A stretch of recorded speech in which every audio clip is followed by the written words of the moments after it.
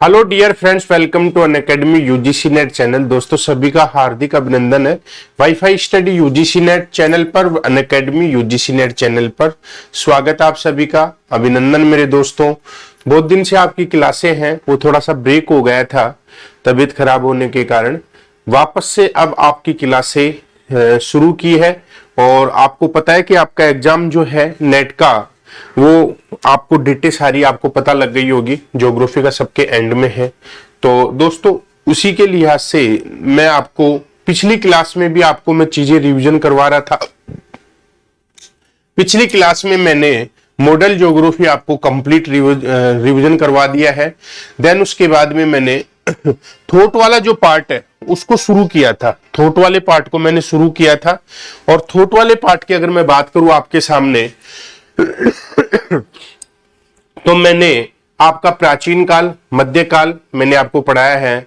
आज अपन बात करेंगे आधुनिक काल की, क्योंकि पिछली क्लास में अपन रोमन भूगोल वेताओं के बारे में पढ़ चुके थे। आज हम उनसे आगे की जो चीजें हैं उनको देखने का प्रयास करेंगे, उनको समझने का प्रयास करेंगे, उनको पढ़ने का प्रयास करेंगे। तो उनके साथ में देखते हैं कि अपन किस तरीके से चीजों को समझने का प्रयास करते हैं और समझाने का प्रयास करते हैं। मेरे दोस्तों जैसा कि आपको पता है, यहाँ पे जो चीज है यहां से क्वेश्चन आते हैं और यदि सिस्टमेटिक तरीके से पढ़ोगे तो बढ़िया आपको समझ में आएगा। पूरी चीजों को फोकस करते हुए चलना है, ध्यान एक एक चीज पे रखना है, जब आपको ये बढ़िया समझ में आएगा। मेरे मित्रों आपको पता है राजेंद्र शर्मा के नाम से मेरी प्रोफाइल है। मैं नेट की कैटेगरी में, यूपीएससी और आरपीएससी की कैटेगरी में मैंने क्लासें ली हैं। वर्तमान में मैं नेट की कैटेगरी में आप लोगों को पढ़ा रहा हूं। और ज्योग्राफी की मेरे द्वारा एक तो वर्ल्ड ज्योग्राफी है, इंडियन ज्योग्राफी है और स्पेसिफिक एरिया में राजस्थान की ज्योग्राफी है।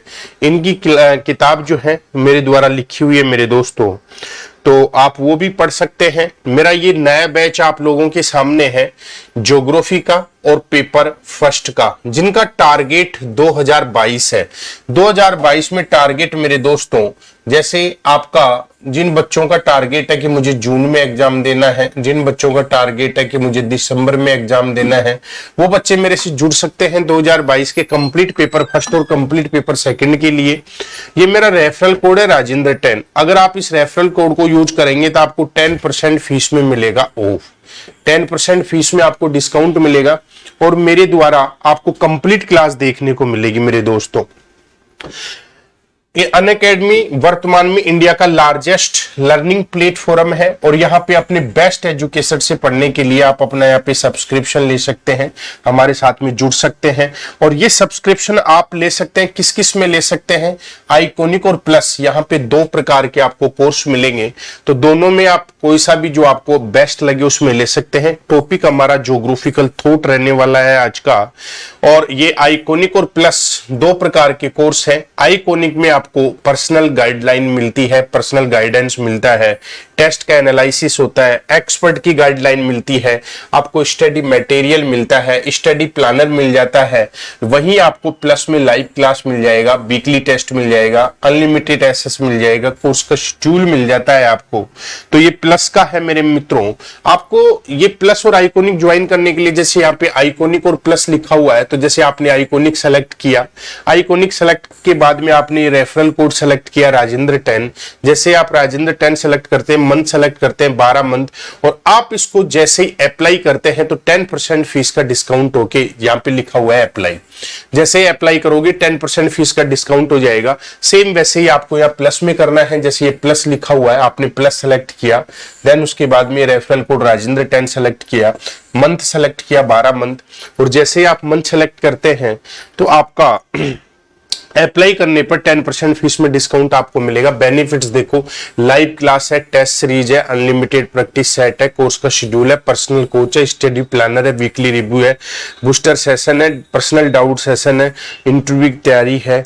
ये सारी फैसिलिटीज आपको मिलती है मेरे मित्रों। किसमें? आइकॉनिक में। ये सारा आइकॉनिक में मिलता है, कुछ बेनिफिट्स आपको प्लस में मिलते हैं। तो आप हमारे साथ में जुड़ के पढ़ सकते हैं मेरे दोस्तों। स्पेशल क्लास फीचर की बात करें, राइज हैंड का ऑप्शन सबसे अच्छा ऑप्शन है। आप अपने क्लास टीचर से बात कर सकते हैं क्लास में। और ये 17 नवंबर से 2021 शाम को 8 बजे पेपर फर्स्ट के लिए ये आपके टेस्ट जो है ये स्टार्ट हो रहे हैं मेरे मित्रों। Attend the free live test है और get a chance to win exciting prize. आप यहाँ पे इनाम जीत सकते हैं। आपको पता होगा फर्स्ट रैंक के लिए क्या रखा है, सेकंड रैंक, और जैसे आपसे 1 से 5वीं तक की रैंक आती है तो आप 7,000 रुपए का वाउचर जीत सकते हैं। अगर आपकी रैंक 6 से 10 तक आती है तो आप 5,000 का वाउचर जीत सकते हैं। तो ये वाउचर आप जीत सकते हैं, आपको मौका है। अब बात करेंगे आधुनिक शास्त्रीय काल, ज्योग्राफिकल थॉट में आधुनिक शास्त्रीय काल की बात करेंगे। और आधुनिक शास्त्रीय काल की अगर शुरू करें अपन बात है कि आधुनिक शास्त्रीय काल जो शुरू होता है वो कहां से शुरू होता है, तो मित्रों ये हम्बोल्ट से शुरू होता है। आधुनिक शास्त्रीय काल की बात करें तो ये हम्बोल्ट से शुरू होता है। हम्बोल्ट, पीछे अपन ने रोमन भूगोल बेताओं तक पढ़ लिया था। हम्बोल्ट से शुरू होता है और आधुनिक शास्त्रीय काल में हम सबसे पहले हम्बोल्ट को ही पढ़ने का प्रयास करेंगे। तो सबसे पहले तो आपसे यही क्वेश्चन आपको यहां से पूछा जा सकता है कि ये कहां से शुरू होता है, इसके अंतर्गत कौन कौन से आते हैं, तो इनके बारे में आपको जानकारी होनी चाहिए। तो आधुनिक शास्त्रीय काल की अगर मैं बात करूं मेरे दोस्तों, आधुनिक शास्त्रीय काल, आधुनिक शास्त्रीय काल की अपन बात करें तो आधुनिक शास्त्रीय काल में आपको 3-4 चीजों को ध्यान में रखना है। ये 3-4 चीजें हैं, इनको ध्यान में रखना है। तो सबसे पहले तो आपको याद रखना है कि 19वीं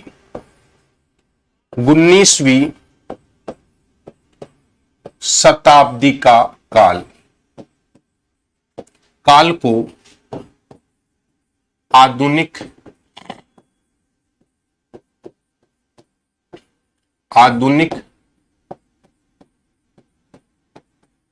शास्त्रीय काल कहा जाता है। पहली बात याद रखना है, 19वीं शताब्दी के काल को आधुनिक शास्त्रीय काल कहा जाता है। पहली बात ये आपको ध्यान रखना है, आपसे पूछा जा सकता है कि 19वीं शताब्दी के काल को कौन सा काल कहा जाता है, तो इसे आधुनिक शास्त्रीय काल के नाम से जाना जाता है। ये आपको ध्यान रखना है। और इसके अंतर्गत किस किस को शामिल किया जाता है, शामिल तो ध्यान रखना है मोस्टली इसमें शामिल किया जाता है हम्बोल्ट और रिटर याद रखना है। लेकिन कुछ रेट जेल को भी इसमें शामिल करते हैं। कुछ ज्योग्राफर इसमें रेट जेल के काल को भी शामिल करते हैं। आपको ध्यान रखना है मेरे दोस्तों, 19वीं शताब्दी का जो काल होता है उसे आधुनिक शास्त्रीय काल कहा जाता है। और दूसरी चीज आपको ध्यान रखना है कि इसमें शामिल किस किस को किया जाता है, तो ये भी आपको ध्यान रखना है। इसमें शामिल जो मोस्टली किया जाता है वो हम्बोल्ट और रिटर को किया जाता है। कुछ लोग इसमें रेट जेल को भी शामिल करते हैं, ये आपको याद रखना है। क्लियर है, हम्बोल्ट और रिटर इसको शामिल किया जाता है। कुछ इसमें रेट जेल को भी शामिल करते हैं। और हम्बोल्ट जो थे ये मूलतः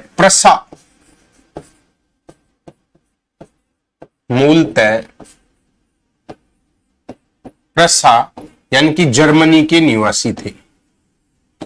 जर्मनी के क्या थे, ये निवासी थे।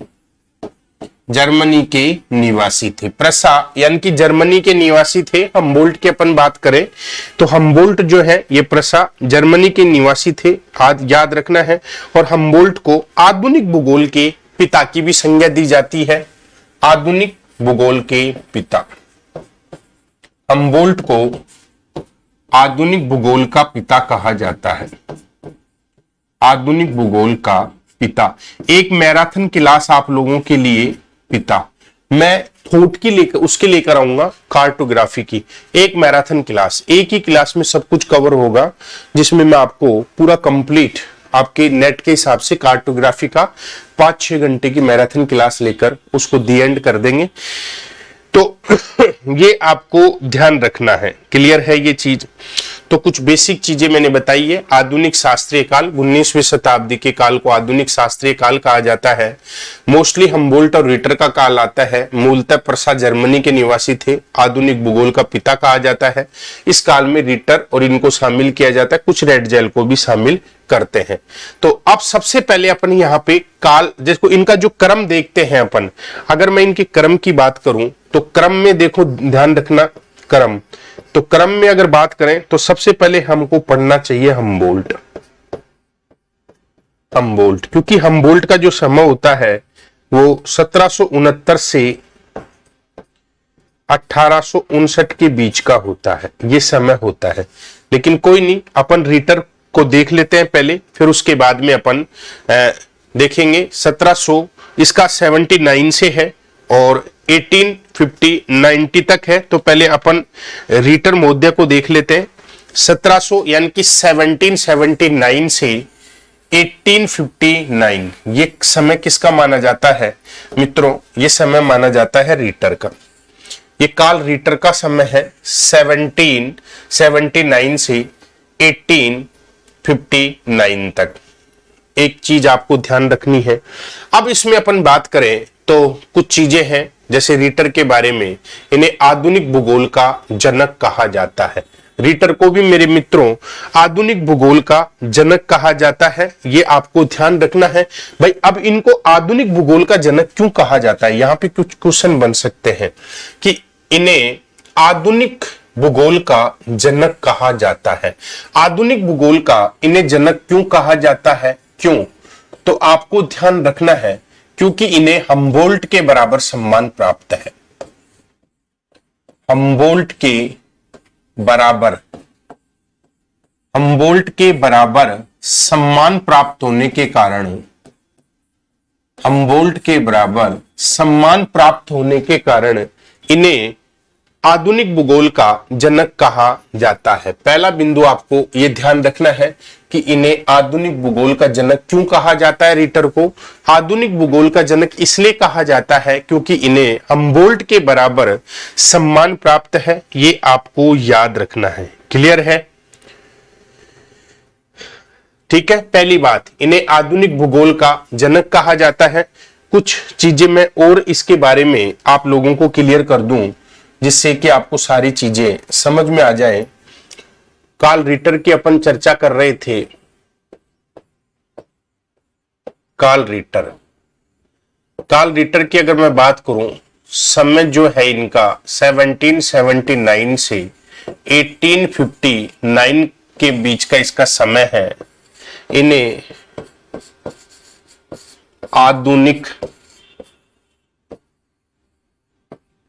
आधुनिक भूगोल का जनक कहते हैं। आधुनिक भूगोल का जनक इन्हें क्यों कहा जाता है? क्योंकि इन्हें हमबोल्ट के बराबर सम्मान प्राप्त है। इन्हें आधुनिक प्रादेशिक भूगोल का पिता भी कहते हैं। आधुनिक प्रादेशिक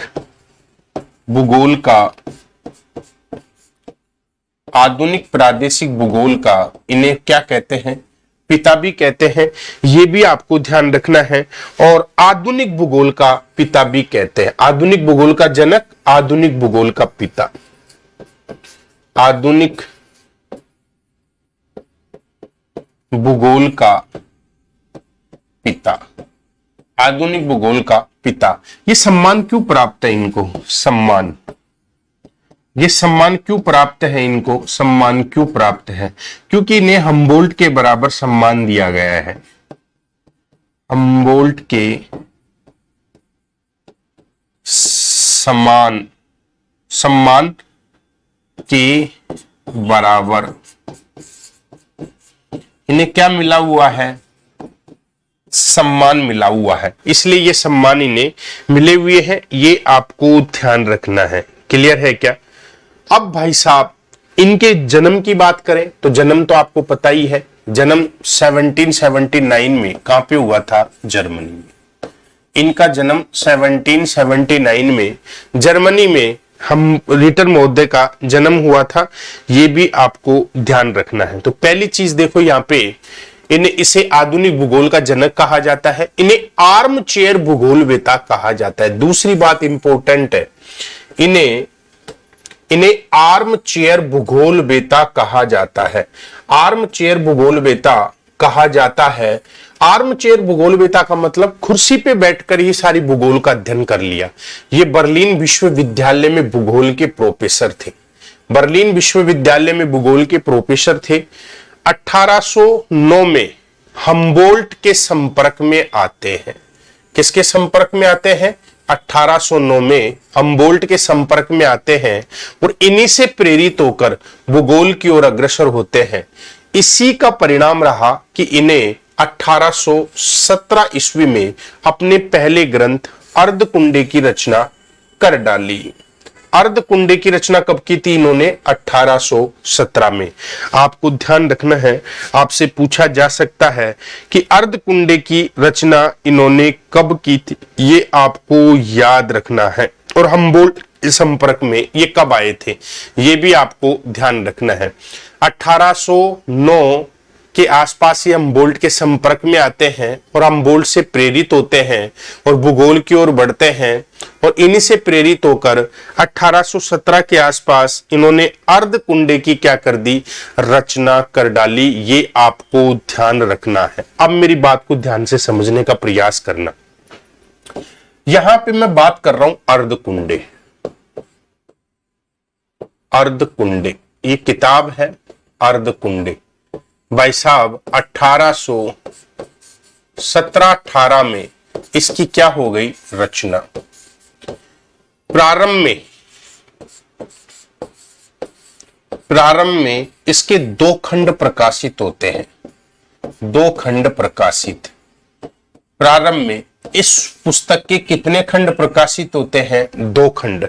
याद रखना है, शुरुआत में अर्धकुंडे के 2 खंड प्रकाशित होते हैं। समझ में आया ना? और इन 2 खंडों के प्रकाशन के बाद, इन 2 खंडों के प्रकाशन के बाद, इन 2 खंडों के प्रकाशन के बाद इनको वैश्विक स्तर पर क्या मिलती है? प्रसिद्धि मिलती है। प्रसिद्धि या ख्याति, या इनको वैश्विक स्तर पर क्या मिलती है? मान्यता।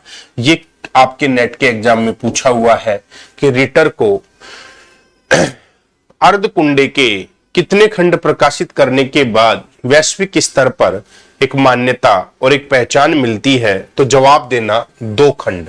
ध्यान रखना है, आपसे पूछा जा सकता है कि रिटर को अर्धकुंडे के कितने खंड प्रकाशित करने के बाद में वैश्विक स्तर पर इनको एक मान्यता और पहचान मिलती है, तो 2 खंड आपको याद रखना है। अर्धकुंडे के 2 खंड, ये आपसे पूछा जा सकता है मित्रों, ये आपको याद रखना है। क्लियर है? यहां तक कोई दिक्कत? क्लियर? फिर क्या हुआ भाई साहब, इसकी किताब की अपन बात करेंगे 1820 में। 1817-18 में इन्होंने किताब की रचना कर डाली और इसके 2 खंड प्रकाशित कर दिए। 1820 में इन्होंने क्या किया? बर्लिन भौगोलिक समिति की स्थापना की। बर्लिन भौगोलिक समिति की स्थापना। बर्लिन भौगोलिक समिति की इन्होंने क्या की थी? स्थापना। याद रखना है, कॉलेज लेक्चर में क्वेश्चन पूछा हुआ है, बर्लिन भौगोलिक समिति की स्थापना किसने की थी? तो याद रखना है, ये रिटर महोदय ने की थी। ये आपको ध्यान रखना है। क्लियर है क्या? क्लियर?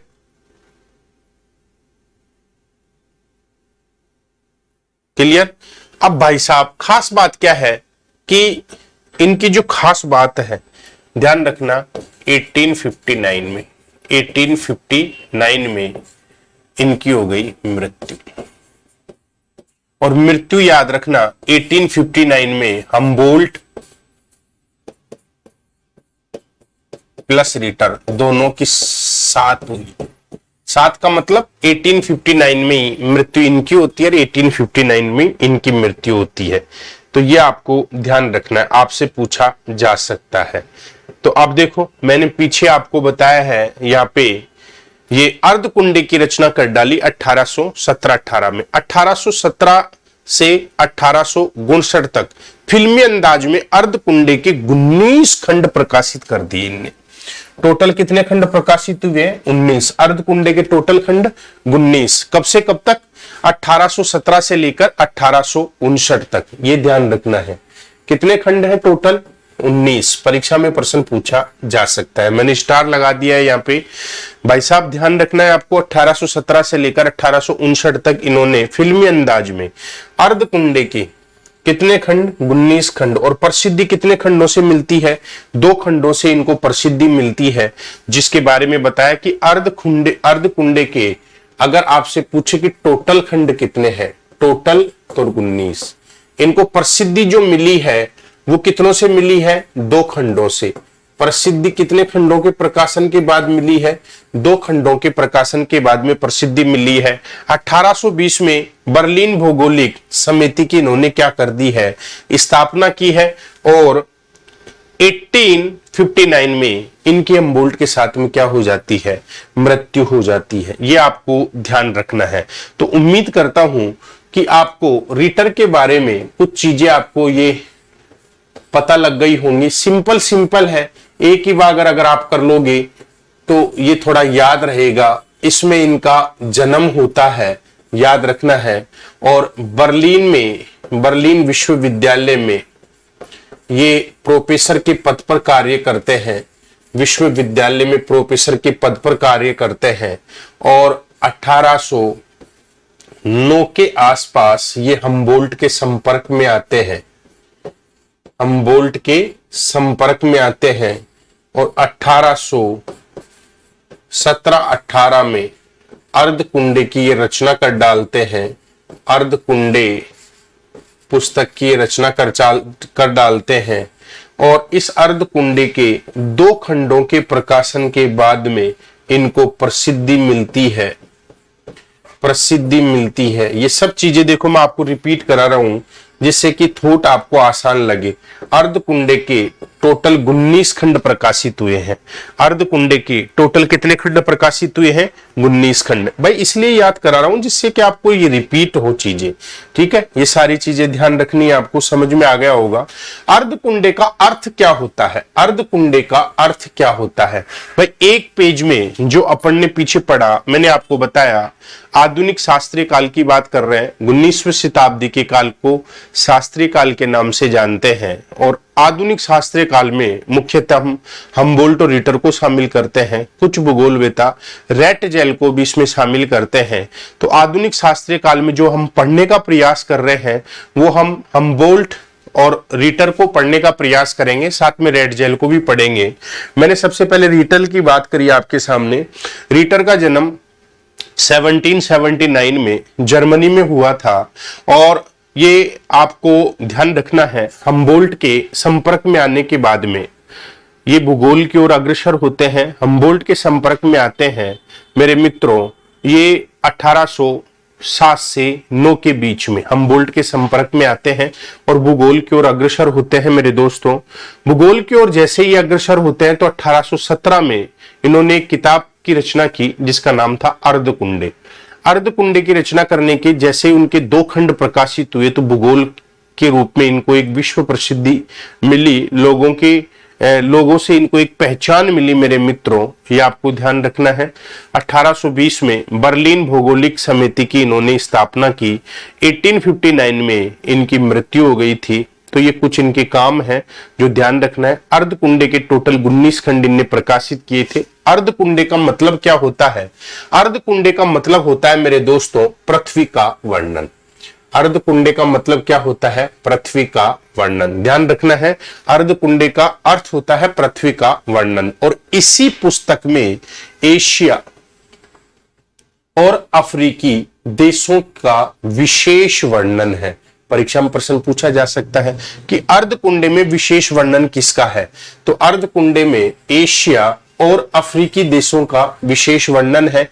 इनका दूसरा जो ग्रंथ था, 6 map of Europe, 6 map of Europe, 6 Europe के मानचित्र, जिसमें यूरोप के प्रादेशिक भूगोल का वर्णन है, यानी कि यूरोप के प्रादेशिक संरचना का वर्णन है। इन्होंने प्रादेशिक विधि, आप देखो प्रादेशिक विवरण है, तो इन्होंने प्रादेशिक विधि, ध्यान रखना है, इन्होंने प्रादेशिक विधि, आनुभाविक विधि, ये मेथड भी याद रखना है, निगनात्मक विधि। निगनात्मक का मतलब होता है पहले आपको नियम बताने हैं, फिर आपको उदाहरण की ओर चलना है।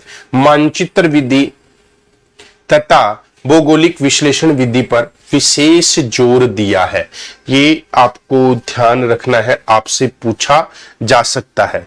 तो यहां पे मैं आपको कुछ चीजें बता दूं इसमें, जिससे कि आपको ये सारी चीजें समझ में आ जाएं। देखो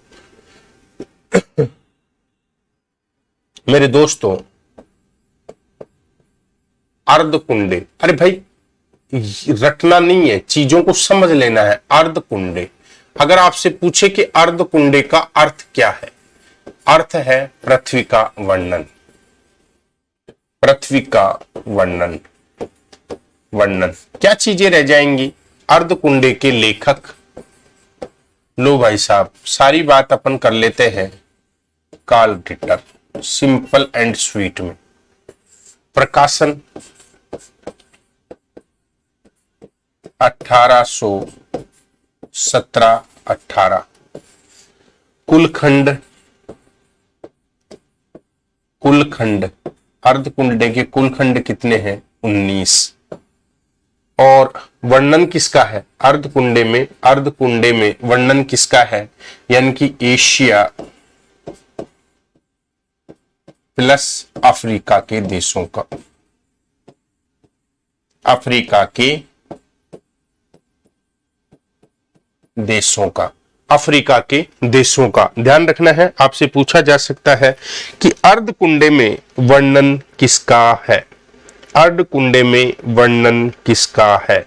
तो अर्धकुंडे में अगर आपसे वर्णन पूछे तो अफ्रीका और एशिया के देशों का वर्णन है। अब अर्धकुंडे में जो लिखते समय जिस विधि का उपयोग किया, तो देखो मानचित्रों का खूब प्रयोग, तो मानचित्र विधि, मानचित्रों का खूब प्रयोग, मानचित्र विधि। कुर्सी पे बैठ के लिखने वाले, तो अनुभवों का प्रयोग, तो आनुभाविक विधि, आनुभाविक विधि। सबसे पहले नियमों की बात करी, फिर उदाहरण की, तो डिडक्टिव मेथड, निगमनात्मक, निगमनात्मक, निगमनात्मक विधि, निगमनात्मक विधि। कुर्सी पे बैठकर करने वाले व्यक्ति थे, समझ में आया ना? तो कुर्सी पर बैठ के लिखने वाले, मानचित्रों का प्रयोग किया, ठीक है। नियमों की बात की तो निगमनात्मक विधि हो गई है, मानचित्र विधि हो गई है, आनुभाविक विधि हो गई है। ये सब चीज आपको ध्यान रखना है। अब बताइए इसमें क्या चीज रह गई है? बताइए क्या चीज रह गई है इसमें? मैंने लगभग सब चीजें तो बता दी है भाई। इन्होंने निगमनात्मक विधि, डिडक्टिव मेथड को अपनाया है, यानी कि सबसे पहले नियम की बात करते हैं, फिर उसके बाद में ये उदाहरण की बात करते हैं। संश्लेषण विश्लेषण, भाई खुद ही तो घर पे बैठ के लिख रहा है ना, तो संश्लेषण विश्लेषण विधि का प्रयोग किया, संश्लेषण प्लस विश्लेषण विधि का प्रयोग किया, संश्लेषण प्लस विश्लेषण विधि का प्रयोग किया है इन्होंने। संश्लेषण विश्लेषण विधि का इन्होंने प्रयोग किया है मेरे मित्रों, आपको ध्यान रखना है, ठीक है। तो ये चीजें आपको ध्यान रखना है। दूसरी किताब की अगर बात करें इसकी, तो 6 map of Europe, 6 map of Europe, 6 map of Europe. दूसरी किताब की अगर मैं चर्चा करूं, अन्य पुस्तक,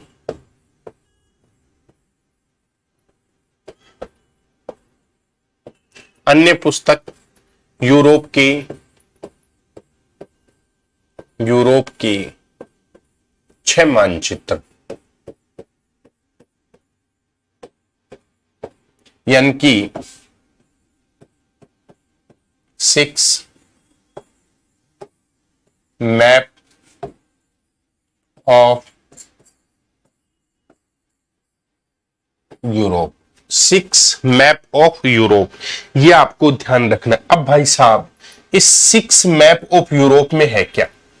इस किताब में वर्णन,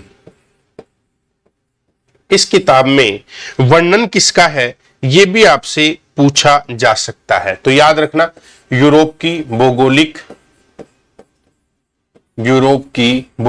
स्थिति, नाम से ही पता चल रहा होगा, यूरोप की भौगोलिक स्थिति, यूरोप की भौगोलिक स्थिति यानी कि यहां के पर्वत, यहाँ की फटार, यहाँ की नदियां, यहाँ की जलवायु, यहाँ की कृषि, यहाँ की मृदा, ये चीजें आपको ध्यान रखनी है। ये इस किताब में उल्लेख है मेरे मित्रों, इन सब चीजों का इस किताब में उल्लेख है, ठीक है। यानी कि यूरोप की भौगोलिक स्थिति, जैसे वनस्पति, पशु संपदा, वनस्पति, पशु संपदा, इन सब का उल्लेख। अब इससे इजी थॉट नहीं बन सकती है, मैंने आपको साथ में पीपीटी के साथ में हाथ से लिख लिख के बता रहा हूं, क्योंकि मैंने प्लस क्लास में टोटल हाथ से लिख के पढ़ाया है। तो ध्यान रखना है, 6 map of Europe, 6 map of Europe की बात करें यानी कि यूरोप के 6 मानचित्र, और इसमें इन्होंने वर्णन किया है यूरोप की भौगोलिक स्थिति का, पर्वत, फटार, नदियां, जलवायु, कृषि, मृदा, वनस्पति, पशु संपदा, इसका इसमें वर्णन है, ठीक है। ये आपको ध्यान रखना है, आपसे पूछा जा सकता है। तो उम्मीद करता हूं कि सिंपल भाषा में ये दूसरी किताब के बारे में, अर्धकुंडे के बाद में यूरोप के 6 मैप, ये चीज भी आपको समझ में आ गई होगी। क्लियर है क्या? क्लियर? अब इसकी एक किताब और है, इसकी एक किताब और है, उस किताब की भी अपन चर्चा कर लें। एक किताब इनकी और है, वो किताब भी इंपॉर्टेंट है, मोस्ट इंपॉर्टेंट किताब है। इंपॉर्टेंट तीसरी किताब का भी याद रखना, पॉलिटिकल हिस्टोरिकल, जैसे पॉलिटिकल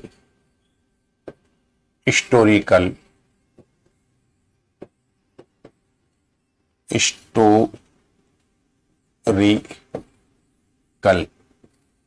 हिस्टोरिकल है। देखो किताब का नाम है पॉलिटिकल यानी कि राजनीति, हिस्टोरिकल यानी कि ऐतिहासिक, ज्योग्राफिकल यानी कि भौगोलिक, पेंटिंग्स, ज्योग्राफिकल पेंटिंग्स।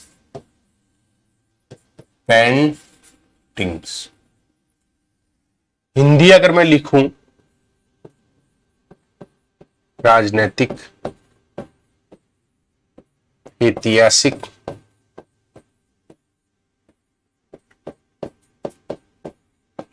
भौगोलिक,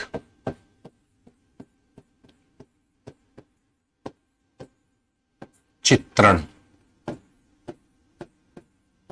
ये इसकी तीसरी किताब है। हिंदी भी मैंने लिखी है, अंग्रेजी में पॉलिटिकल, हिस्टोरिकल, ज्योग्राफिकल, पेंटिंग, और हिंदी में इसको बोलेंगे राजनीतिक और ऐतिहासिक, भौगोलिक चित्रण।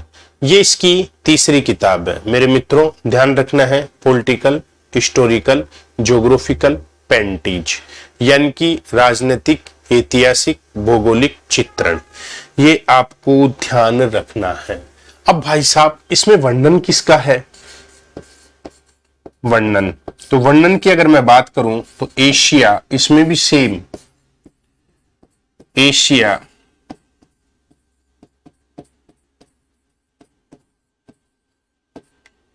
अफ्रीका प्लस यूरोप की राजनीति प्लस ऐतिहासिक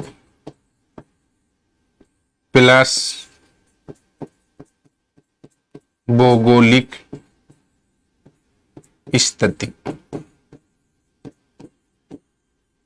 इसका वर्णन है। ध्यान रखना है आपको, पॉलिटिकल, हिस्टोरिकल, ज्योग्राफिकल और ज्योग्राफिकल पेंटिज यानी कि राजनीतिक, ऐतिहासिक, भौगोलिक चित्रण। ये किताब का नाम याद रखना है। पूछा जा सकता है कि किताब किसकी है। पॉलिटिकल, हिस्टोरिकल, ज्योग्राफिकल पेंटिज, ये रिटर की किताब है जिसमें एशिया, अफ्रीका, यूरोप के राजनीतिक, ऐतिहासिक, भौगोलिक स्थिति का वर्णन है इसमें मेरे मित्रों। ध्यान रखना है। तो ये मैंने आपको चीज जो है ये बताई है, या ये समझ में आ गया होगा। विधि आपके सामने लिखी हुई है। अब देखो आगे इसमें लिखा हुआ है कार्ल रिटर की विचारधारा, यानी कि विचारधाराओं की अगर मैं बात करूं तो इसमें एक किताब मैंने अपनी तरफ से बता दी है, प्रादेशिक भिन्नता की विचारधारा। प्रादेशिक भिन्नता की विचारधारा।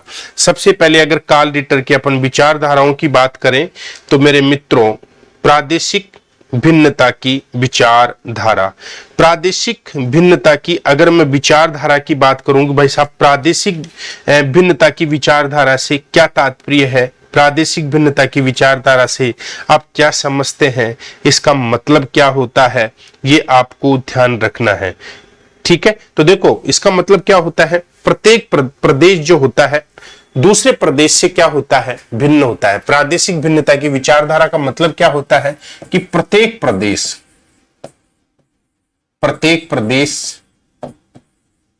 दूसरे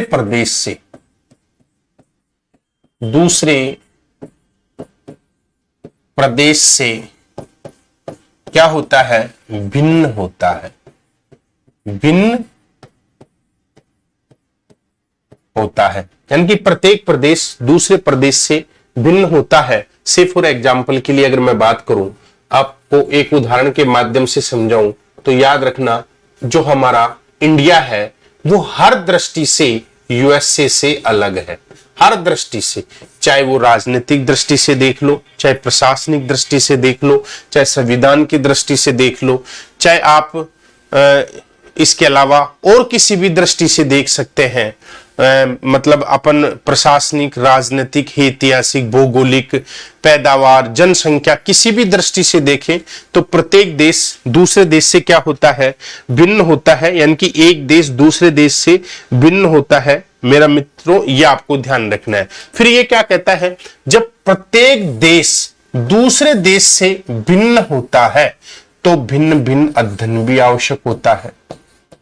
भिन्न भिन्न क्या होता है, अध्ययन भी आवश्यक होता है। अध्ययन भी क्या होता है, आवश्यक होता है।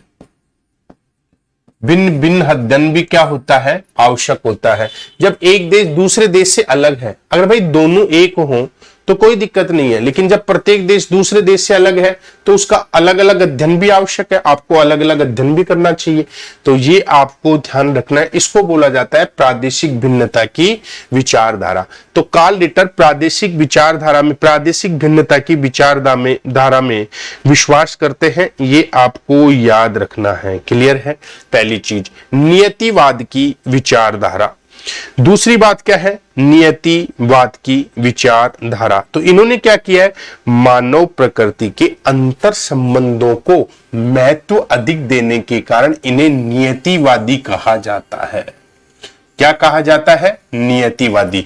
तो इन्होंने मानव प्रकृति के संबंधों को अधिक महत्व दिया है मेरे मित्रों, इसलिए इन्हें क्या कहा जाता है, नियतिवादी। तो नियतिवादी क्यों कहा जाता है, मानव प्रकृति के संबंधों को महत्व देने के कारण। मानव प्रकृति के संबंधों को महत्व देने के कारण इन्हें क्या कहा जाता है, नियतिवादी कहा जाता है। ये आपको ध्यान रखना है। संपूर्णता की विचारधारा। संपूर्णता की विचारधारा का मतलब क्या है कि प्राकृतिक जो फैक्ट होते हैं, जो प्राकृतिक प्रभाव होते हैं, प्राकृतिक कारक होते हैं, समझ में है ना, या जो मानवीय कारक होते हैं, समझ में है, या मानवीय कारक होते हैं, या मानवीय जो फैक्ट होते हैं, उन फैक्टों का भूगोल का अध्ययन उनका क्षेत्र नहीं है, समझ में है ना, अपितु इन दोनों की संपूर्ण शक्ति का अध्ययन करना है। यानी कि संपूर्णता की विचारधारा का मतलब क्या है?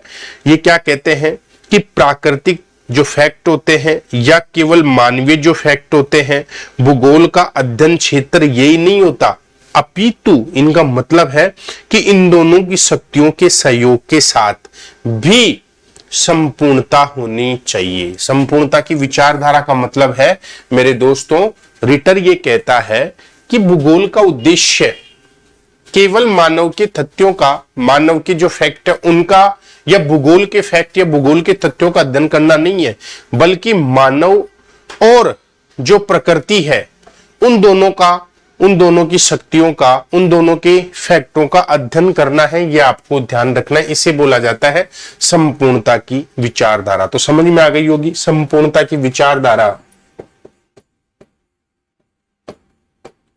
संपूर्णता की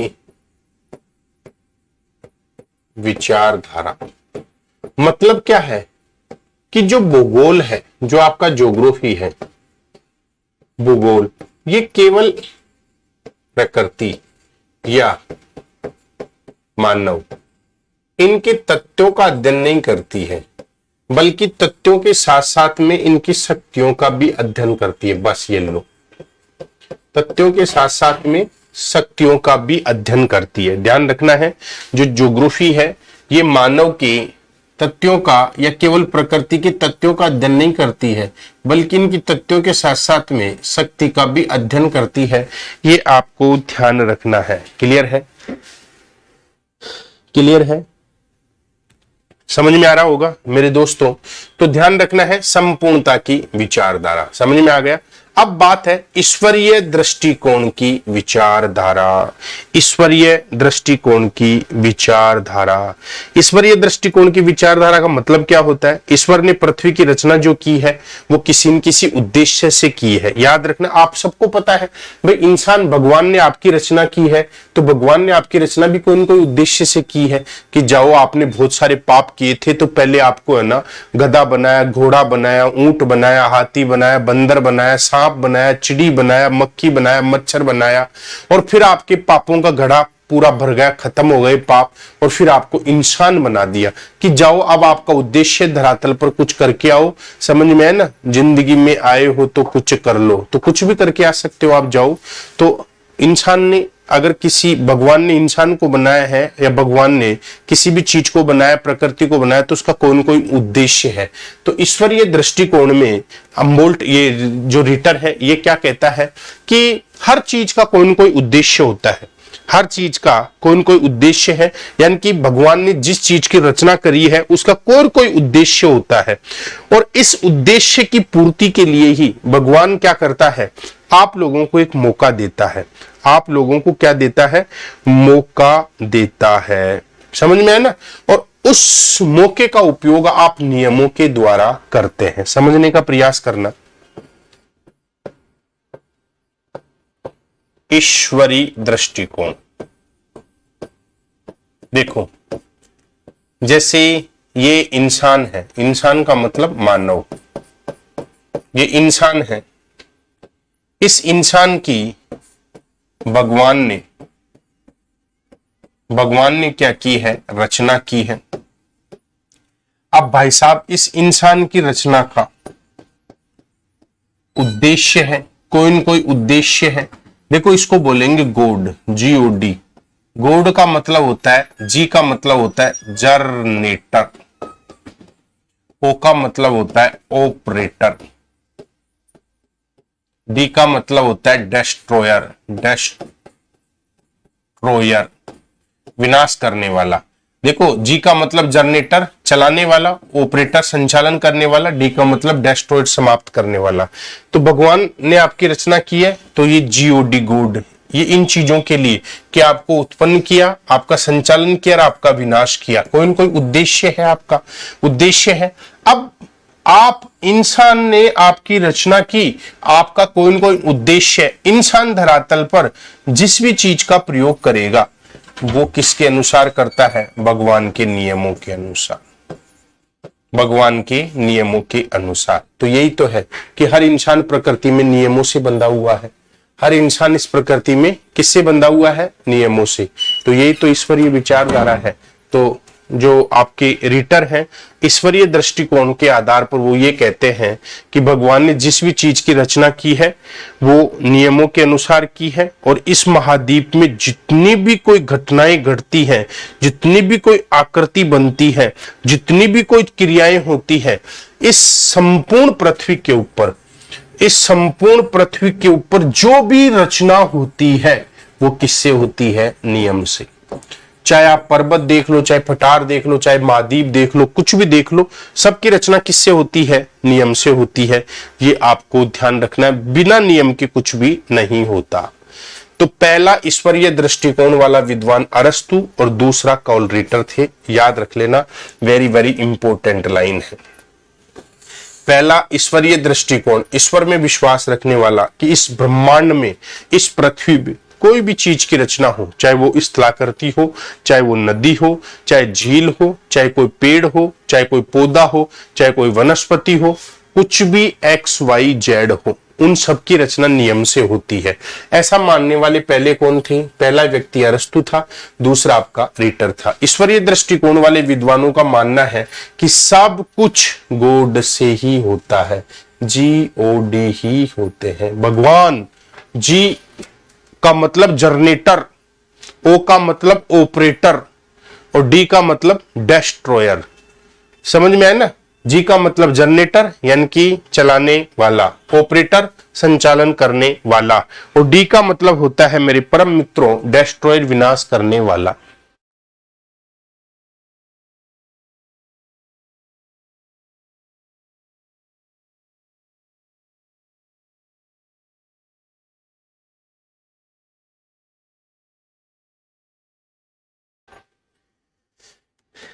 ठीक है मेरे परम मित्रों, समझ में आ गया होगा ये सब चीज कि जो है वो भगवान है, भगवान के अलावा दूसरा कोई भी नहीं है। ठीक, समझ में आया? कुछ पल्ले पड़ा?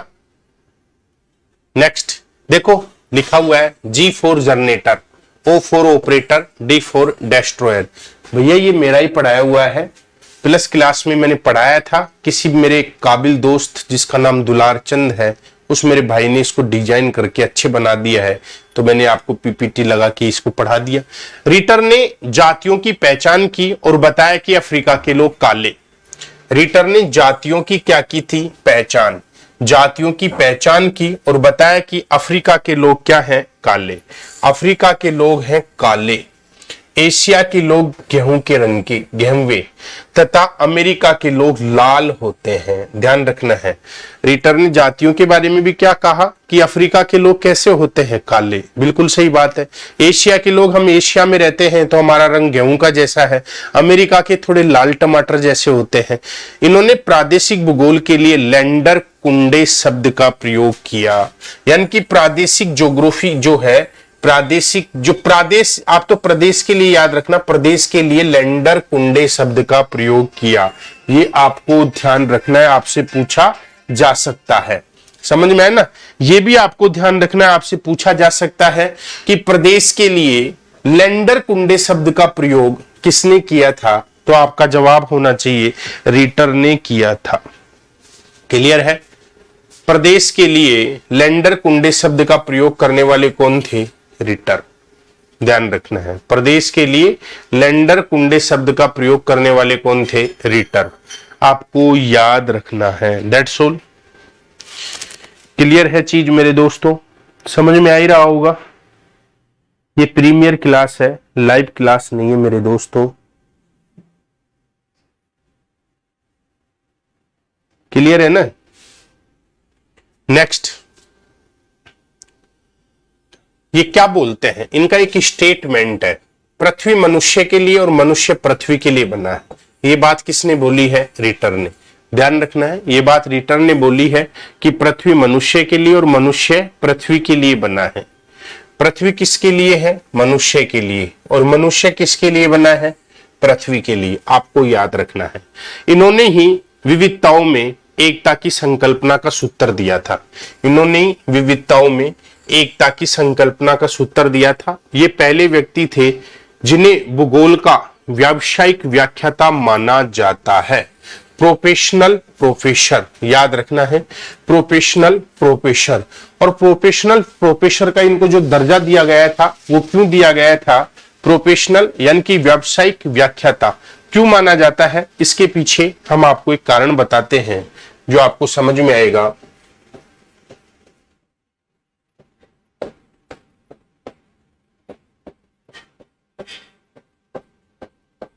व्यावसायिक व्याख्याता, प्रोफेशनल प्रोफेसर, प्रोफेशनल प्रोफेसर, इन्हें क्यों माना जाता है? आपको पता है 1820 में इन्होंने बर्लिन भौगोलिक समिति की स्थापना की थी।